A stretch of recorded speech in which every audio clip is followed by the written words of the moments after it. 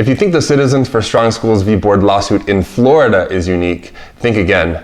Over a dozen states are currently being sued by parents and activists over how schools are funded.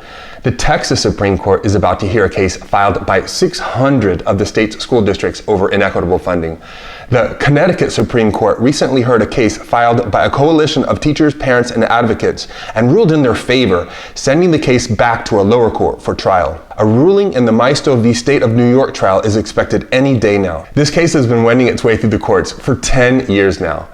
Arizona, New Mexico, New Jersey, Pennsylvania, Tennessee, South Carolina, and Washington all face similar lawsuits. But none of these stories compares to Kansas. In 2012, Governor Sam Brownback projected his tax cuts for billionaires and corporations would be like a shot of adrenaline into the heart of the Kansas economy and balanced the cuts by slashing the education budget.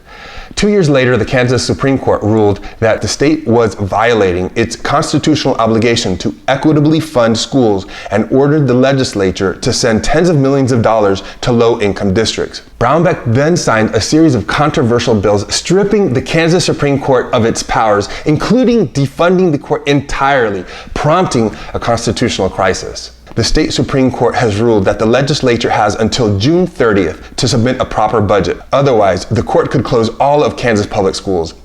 The political fallout from closing all of Kansas public schools could be devastating for the governor.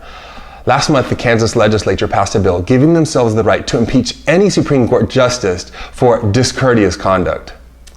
Florida lawmakers would be well advised to pay attention to what happens next.